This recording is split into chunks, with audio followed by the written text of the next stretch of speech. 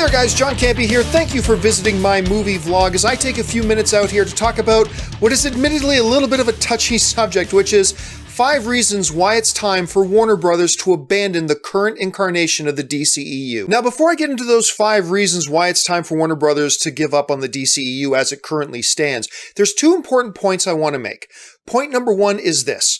All true comic book movie fans want a healthy, thriving comic book movie genre. We all want great comic book movies regardless of which companies they come from. Yes, we have our own preferences about which comic book companies and which movie studios we prefer our movies from, but deep down we all want the comic book movies to be good. The second important point I want to make here before we get into our 5 reasons is this. There are going to be some who are tempted to say, well, hey, listen, yeah, Justice League struggled, but just because one movie struggled doesn't mean you should reboot an entire franchise. And you would be right in pointing that out.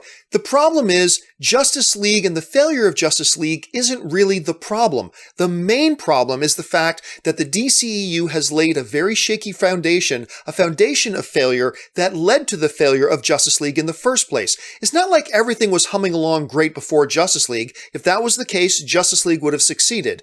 What we've got, though, is a case that the DCEU had already laid a very divisive and very shaky foundation, which led and set the groundwork for a Justice League failing. Okay, with that out of the way, let's get into reason number 1 why Warner Brothers really needs to consider ditching this incarnation of the DCEU. And we've got to start with this. Understanding the full context of the failure of Justice League. You see, it's not enough just for us to acknowledge that, oh yeah, Justice League struggled. No, you have to keep in mind that Justice League is DC's version of the Avengers. The Avengers, the #1 comic book box office movie of all time. That's what Justice League was supposed to be. Justice League was supposed to be that film from Warner Brothers and DC that would compete with the Avengers for that #1 comic book box office spot of all time. If not #1, then at least #2, and at the very worst, #3. Conversations no more than a year ago took place debating and discussing about whether or not Justice League would hit the $2 billion mark. Would it become that next film to join the $2 billion club? Would it be the next film to open to over $200 million? These were the types of goals and targets that fans of comic book movies and the expectations they had for a Justice League movie. Instead, that's not what we got. Surely Justice League was going to be the #1 DCEU film of all time, and probably in the top 2 or 3 comic book movies of all time, but that's not what happened. Instead, Justice League opened as the lowest opening weekend of all the DCEU movies. Man of Steel, Batman vs. Superman, Suicide Squad, and Wonder Woman all had bigger opening weekends, which means more people were interested in seeing it than Justice League did. But to really understand how bad this result is for Justice League, you can't just look at the DCEU. Let's look at how Justice League did on its opening weekend. Again, a direct correlation between opening weekend box office and how many people are actually interested in seeing the film compared to all comic book movies. This is how bad it gets. When we look at the top 10 opening weekends for comic book films of all time, we don't see Justice League anywhere to be found. Obviously, the first 2 are Avengers films. We got Iron Man 3, we got Dark Knight Rises, we got Spider-Man 3, we even got Suicide Squad on there. But it gets even worse. As you move from the top 10 all-time opening weekends for comic book films into the top 20, surely Justice League would come in there. This is supposed to be DC's The Avengers. And it doesn't even show up in the top 20. Films like Deadpool, Man of Steel, Iron Man, Captain America Winter Soldier, X-Men The Last Stand. They all made the top 20. Justice League didn't. It's not until you get all the way down to number 22 that Justice League finally appears, just behind the original Guardians of the Galaxy and just barely ahead of the much maligned The Amazing Spider-Man 2. These aren't numbers just for the sake of numbers. It's important for us to keep in mind that this is where Justice League sits, that the general public, with a Justice League coming out, only managed to come in number 22 amongst comic book films for their opening weekends. That is pathetic. This leads us into point number 2, which is this. The failure of Justice League, in particular on its opening weekend, was nothing short of an audience-wide referendum on where the DCEU currently stands. Remember, Justice League didn't open in a vacuum. It wasn't the first film of the franchise. There were 4 other films that came before it. Batman vs. Superman had $166 million worth of people lining up to see that film opening weekend. That number declined with Suicide Squad with $133 million. That number declined even more with Wonder Woman to $103 million. By the time we got to Justice League, the amount of people lining up to see that film opening weekend had dropped nearly in half from the amount of people that lined up to see Batman vs. Superman. This was the audience clearly letting it be known that they had gradually started to lose interest in the DCEU. Again, remember, this isn't just another comic book movie. This is Justice League. This should have been one of the biggest comic book films of all time. Had Man of Steel, Batman vs. Superman, and Suicide Squad been beloved by the audiences, and if Wonder Woman had been as beloved by the audiences as we thought it did, the reaction and the lineups and the anticipation for Justice League would have been a lot higher. The failure of Justice League, especially on its opening weekend, is not an indictment on Justice League. Nobody knew they didn't like Superman's removed digital mustache. Nobody knew whether or not they liked Zack Snyder's vision intermingling with Joss Whedon's vision until they had seen the movie, and they hadn't seen the movie yet. No.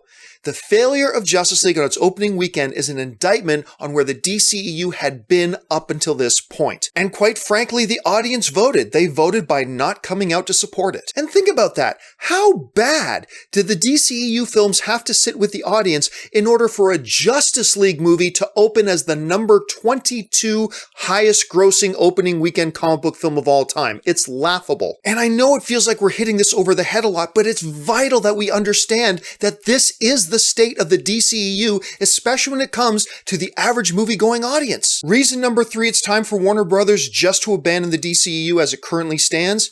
Warner Brothers has never had a concrete plan and certainly no agreement amongst their leadership as to even which direction the DCEU should go. Look, we've all lost count of how many times directors were announced and removed, writers were announced and removed, release dates for certain movies announced and then gotten rid of. It was really big and popular over at Comic-Con this year for everybody to talk about the fact that, hey, this movie that they talked about, Gotham City Sirens, it's coming, we're going to do this, we're going to do that, we're going to do this, and we're going to do the other thing.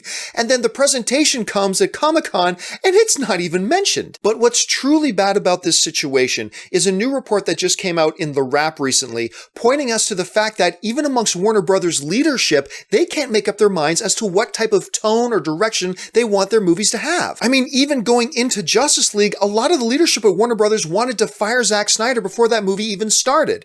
Here's what The Wrap's report said. After the disappointment of Batman vs. Superman, the individual with deep knowledge of Warner Brothers said studio executives repeatedly went to Silverman to suggest removing Snyder from Justice League. The individual said DC President John Berg was sent to the set for the better part of a year to oversee the production out of budget concerns. The story went on to express about how some leadership really wanted to get rid of Zack Snyder, some didn't, and here's the reason why they didn't. They were already in deep prep on Justice League and it would have cost a fortune.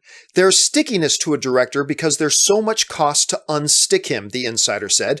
Warner is just a studio that almost to a fault always wants to project strength. Asked who ultimately decided to keep Snyder on, the insider said, it wasn't Greg's decision, this was all happening on a Sujihara level. But even then, once they proceeded with Zack Snyder, there was still debate and discussion and flip-flopping about how the movie should go. Already in production, Snyder was under added pressure because Warner Brothers was embracing the lighter, different, more confectionery ideas of Joss Whedon, the insider said. It stopped being a good situation on any level. When a studio can't even make up its mind midway through production on one film which way they want that one film to go, how are we supposed to have any confidence that they know which direction their entire cinematic universe is supposed to go? Now, before we jump on that bandwagon of Warner Brothers should have just let Zack Snyder do his film, remember they did let him do a couple of films, and those are the films that help lead us to the mess that they're in right now. Okay, so understanding what level of a disaster Justice League is, understanding that there was a pattern of failure that led to the disaster of Justice League, and understanding that Warner Brothers doesn't seem to have any sort of concrete plan or set direction for their universe, point number 4 is this. Now is the perfect time to institute any kind of major change. As of right now, and this was probably by design by the brain trust over at Warner Brothers, there are no new DC movies scheduled to come out until next year. 3 Marvel films will come out between now and the next DC film, which is, of course, Aquaman. 3 Fox X-Men Universe films will come out between now and then. No less than 6 major comic book movies without a DC film. That's an entire year to get your whole house in order. Aquaman is already shot. Nothing you can do about that. You got to have that movie come out when it's supposed to come out in late 2018. However, with this entire year between now and then, if you're going to reboot this franchise, you have a ton of time to properly lay a foundation, plan it out, hire the right people, and get everything ready so after Aquaman is out of theaters, you can relaunch your new DCEU. Which brings us to point number 5. Rebooting should not be considered a dirty word. Look, the comic book genre has experienced some fantastic success with rebooting. I mean, hell, just look at Spider-Man. They've rebooted that character several times in just a couple of years. Hulk is rebooted. Batman has rebooted, and they had tremendous success with rebooting Batman. The point is, we have major precedent in front of us that rebooting the comic book genre can work and work really well. Look, when things are going bad and you've got a rotten foundation and you have a history of failure, the thing to do is not just be stubborn about it and keep going in the direction that you're going when the audience has already shown that they're starting to abandon you. No, do what Spider-Man did. Reboot it and look at the success they're having. When you're starting to struggle and fail with the Hulk, fine, reboot it. Now look at the success and the love that that character has. Struggling with bat nibbles? No problem, reboot it, and you get the Christopher Nolan thing. The whole point here is this. DC has some of the most fabulous, iconic, legendary comic book characters ever. When you start off on the wrong foot, don't keep dancing the wrong dance. Pause, reset, reboot. We've seen great success. Marvel's had success with it. DC's had success with it. It's time to just suck it up, call a loss, and move on to bigger and better and greater things. You know, somebody I was engaging with on Twitter earlier this evening said to me, well, you know, John, look at the X-Men franchise. The X-Men had a couple of duds, but they were able to just keep going forward without rebooting. I said, well, there's a couple of big differences though. Number one, the X-Men universe was built on a foundation of X-Men 1 and X-Men 2, which were critical and fan huge successes. So when they hit a couple of bumps in the road, they could recover easily enough, no problem. The second big difference is the fact that, you know, Fox with their X-Men films don't really care all that much about continuity. Unfortunately, for the current incarnation of the DCEU, it is being built on a foundation of critic hate, audience divisiveness, and not a lot of success. No films out of all the DCEU films have hit the $1 billion club. Justice League, which should have been one of the biggest comic book films of all time, comes in at number 22.